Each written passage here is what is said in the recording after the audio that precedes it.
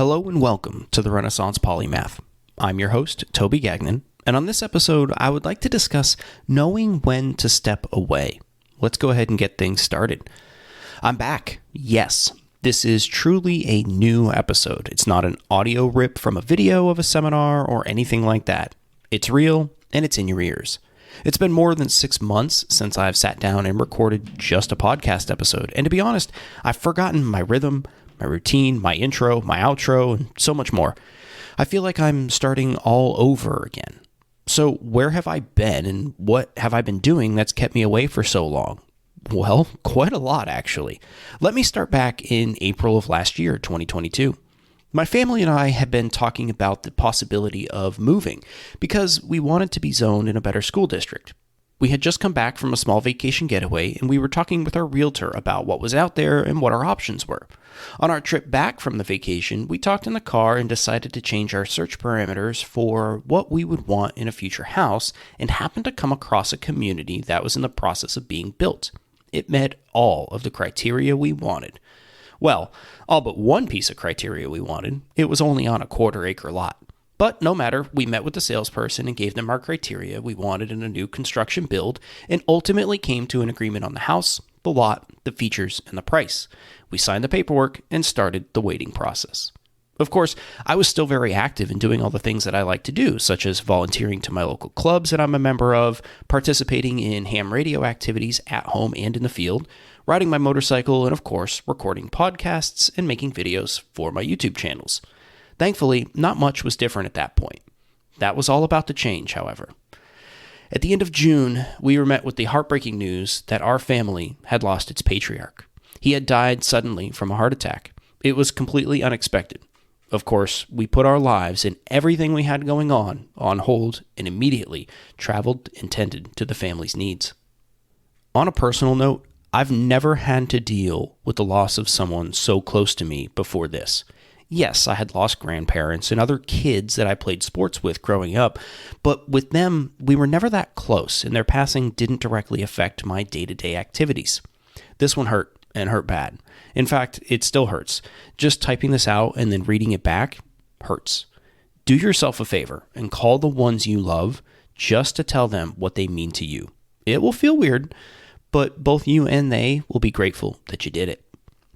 Anyway, we focused on family for the next couple of months, both immediate and extended. During this time, I considered writing and recording, but my heart and my head just weren't in it. I wanted the stuff I put out to be of a certain quality, and given my state of grieving, I knew I wouldn't be able to achieve it. In addition, I couldn't bring myself to move on that quickly, and I also couldn't bring myself to talk about what had happened to complete strangers just yet. Instead, I decided to focus on the things that needed my attention, and that was my family, my work, and my health, both my mental and physical health. But, as the saying goes, time waits for no one, and I was forced to take on very adult problems, challenges, and decisions. We had to sell our current house, and that meant moving a lot of stuff out and making it show ready. This took up the months of September and October. It was a long process of packing and moving things to a storage unit. Unfortunately, that meant I had to pack almost all of my recording equipment. The only things I had available to me after that point were my phone, a wireless mic pack, a laptop, and my desk microphone that I use for work. I did record a couple of episodes and got those out, but I focused on the video content creation during those months. I have a passion for preparedness, and I decided to host more seminars on those kinds of topics. Thankfully, I was able to use that content and put it out in both video and audio forms. On a side note, if you ever have to have the hardwoods refinished in your house, plan on being out of the house for a solid 3 days while it airs out. No one told me this, and I had to make a tough decision at 11 p.m. one evening to move my family into a hotel. It wasn't a fun time for anyone, and those fumes really mess you up. Sometimes stepping away is literal, and you have to physically move away from a situation or set of circumstances. The holidays were soon upon us, and with 70% of our belongings packed and stored, it only made sense to travel. We took the time we were given to focus on family again. Through my experience of grief and dealing with the circumstances, I found that the first time I would do anything that might have been done together or with the person we lost was very tough. Time has absolutely helped, but the pain never really goes away. It just becomes easier to manage and deal with. The holidays, those were no different. We were able to change the scenery a bit, being in a different place than normal for that time of year, and we definitely hugged each other tighter. But there was still the normal family bickering and tension around certain topics of discussion. It was family still, after all. Then came the new year and a looming extended family vacation. Disney. Planning for such a big trip while trying to pack a house full of stuff into a storage unit was almost more than we could do physically and mentally. Thank goodness my wife and I are both the planner type, and we were able to come up with game plans for each day and week of things we absolutely needed to accomplish. The morning we left for Disney, we felt very tired, but also very accomplished. Vacationing in Disney was exactly what we needed at that time. We had been through so much, from losing someone so close to us, to packing up the only house our family had ever known, to dealing with the headaches of a new construction house build. And oh boy, that is a ridiculous story, but that'll be for another day. Being able to see the fun and joy the whole family was having, extended family included, put my heart and mind at ease, and I was able to fully enjoy my time there. Now, when we came back, we were closing on the sale of our old house, but the new one wasn't ready just yet. That meant we had to find a temporary housing situation for our family, dogs included. We got extremely fortunate and found a really nice Airbnb that met every need we had for the month that we'd be there. There was only one catch. It was only 900 square feet. Now, I don't know if you've ever had to live with family in a hotel suite for a week or so, but I bet you can imagine how that could be. Now, spend a full month in a place like that. Oh yeah, and don't forget your pets. I fully expected us to get on each other's nerves, want for some private time away from everyone else, and just generally be in a constant state of angst. We weren't, though. It really surprised me.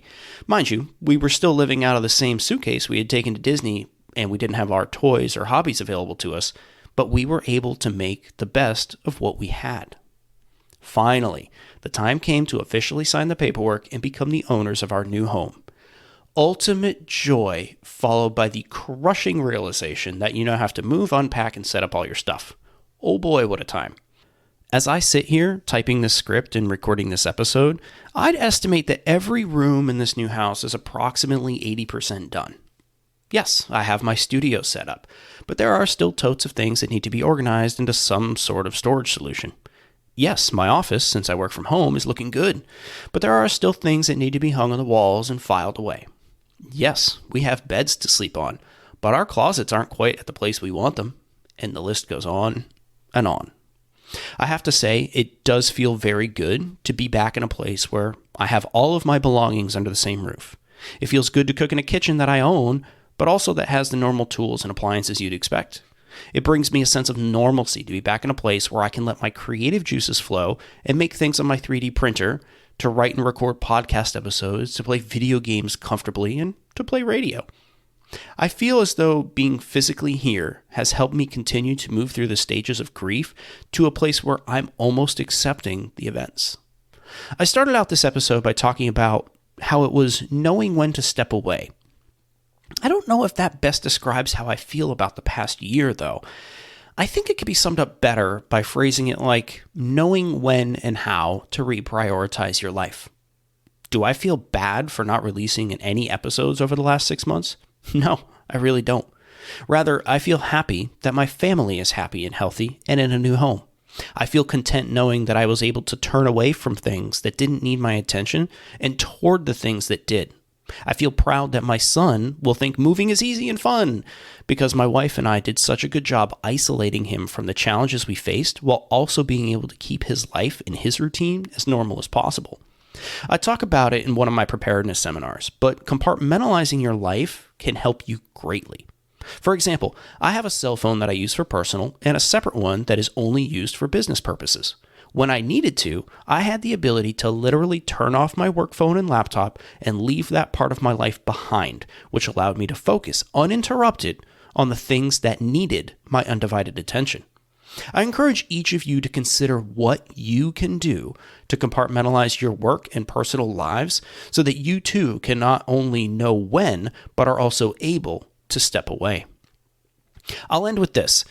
Please, call those whom you love and tell them what they mean to you. Take stock of what you have in life and don't apologize to anyone if you need to sacrifice in one area to focus on another.